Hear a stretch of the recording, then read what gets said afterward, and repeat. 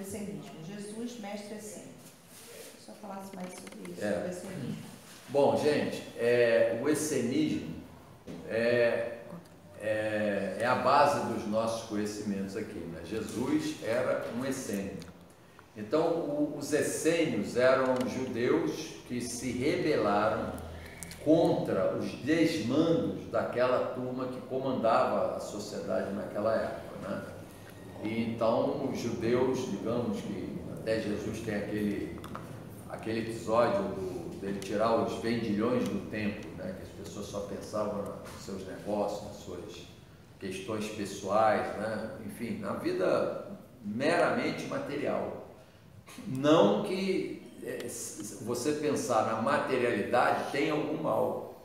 A materialidade é importante, tanto que a gente aprende no zoroastrismo que nós devemos viver na matéria e da matéria, mas não para a matéria, né? E como eles viam, como Jesus via naquela ocasião, né? Pode botar aqui, como Jesus naquela ocasião percebia que todos os princípios do judaísmo, né, não estavam sendo cumpridos pela sociedade, eles então criaram uma sociedade à parte, e é por isso que são chamados essênios, e formaram uma comunidade que iria viver em função exatamente do que se pregava no judaísmo. Então era colaboração entre as pessoas, não ia ter aquela coisa de alguns tendo privilégios e outros não tendo privilégios, entendeu? Quer dizer, vivendo, sofrendo, né? O poder sobre os outros. Essa história de poder econômico sempre existiu, só mudou o sistema econômico. Mas, na verdade, os poderosos que dominavam a sociedade são os mesmos de hoje. São aqueles que pensam só em si, querem enriquecer a qualquer custo, querem enriquecer de qualquer maneira e colocam todo o esquema, né, dos sistemas políticos, econômicos, sociais a serviço dos seus interesses, né? Aliás, quando encontro um comunista assim, que gosta de falar de comunismo, e independente da discussão das questões dialéticas do comunismo, eu digo: você conhece os essênios? Quase todos eles não conhecem. Eu falei: então você é um comunista de Araque, porque os essênios é que faziam verdadeiramente o verdadeiro comunismo, porque eles tinham uma fé muito grande na natureza. Porque a natureza, você pode ver, quando a gente fala que tem praga na natureza, não fala isso, tem as pragas. O que são as pragas? São as deformações causadas pelo homem na natureza. Então você elimina a cadeia do ecossistema. Então você tem as pragas, que você tem que criar. Aquela praga, que eles chamam de praga, na verdade são predadores que existem para regular o processo da natureza. Então, quando você, vamos dizer, desmata uma terra para só ter uma produção, você vê que a natureza não existe, na natureza, nenhuma planta, nada que nasça separada das outras. Que você tem aquela coisa assim, grandes extensões de terra produzindo só uma coisa, para ganhar dinheiro. Então você vê, produção de soja, de milho, não sei o que e tal. Eu estou dando um exemplo disso para te explicar os essênios. Então, quando você quebra a natureza, você quebra a ecologia como um todo, inclusive o regime das águas. Você não tem mais as plantas chupando a água do solo para jogar para a natureza, para o ar, né? Essa água evapora, depois ela se precipita em forma de chuva, distribuindo a água em toda uma área. Isso é a natureza. E os essênios tinham essa consciência de que a natureza, todos eram irmãos. Por isso que a palavra irmão vem dos essênios. Né? Você vê os padres, os religiosos criam aquela coisa, meus irmãos, né? isso é uma expressão essênia. Ela surge exatamente da sociedade essênia. Então, a sociedade essênia, ela criava todo mundo.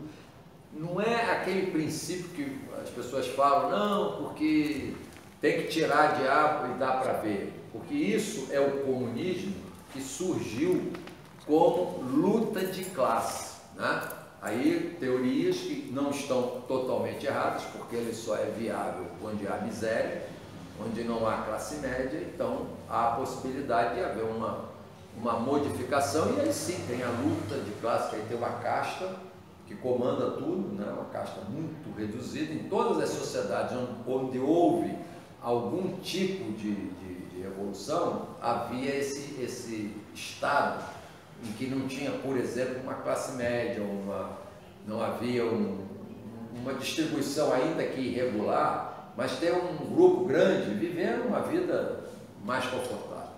Era sempre a miséria de um povo com uma casta comandando. Todas as revoluções que tiveram partiram daí. Depois aí vieram as ditaduras, aí é outra questão, porque aí já não estamos falando de sistema econômico, estamos falando de regime de governo. Eles como qualquer regime que tem um grupo pequeno comandando, acaba criando, pela natureza humana egoísta, criando o domínio de um sobre o outro. Então o problema não é um ser rico ou pobre, você pode ter rico, mas não pode ter pobre. Não sei se você está me entendendo. Quer dizer, você pode, por sua capacidade, seu trabalho, seu empenho, você criar negócios, criar situações que você vai ganhar muito e o outro ganhou menos, mas também não fez o que você fez. Aí você tem, na igualdade de oportunidades, as diferenças. Isso é uma coisa até reconhecida por Deus. Por quê? Porque você tem o mérito e o livre-arbítrio. Agora, você não pode ficar rica, né, ou rico, sem prejudicando alguém que vai ficar pobre para você ficar rico. Isso aqui não é viável dentro dos princípios divinos da natureza. Ninguém tem que ficar pobre para o outro ficar rico. Entendeu? O problema não é o rico, o problema é o pobre, a sociedade. Se você me perguntar qual é o sistema econômico mais, digamos, próximo de Deus que existe, é aquele sistema que não permita que um único cidadão não tenha o que comer, onde morar, onde dormir, o que se vestir, não tenha transporte para se locomover, isso tudo. A sociedade tem que e aliás, na Bíblia dizem dízimo, né?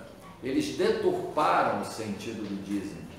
O dízimo não era para o sujeito se enriquecer, como temos aí com certas religiões, que se dizem religião, mas não são. Aquele é um negócio, inclusive, que são casos de polícia, em que tira das pessoas para se enriquecer, cara. O chefe é rico, tem bilhões, né? E aí, isso não é dízimo. O dízimo é para, bom, vamos fazer um dízimo aqui, cada um dá 10%, para que a gente pegue aquela importância e vá suprir aquele que não tem naquela comunidade. Esse é o dízimo, para você distribuir numa comunidade.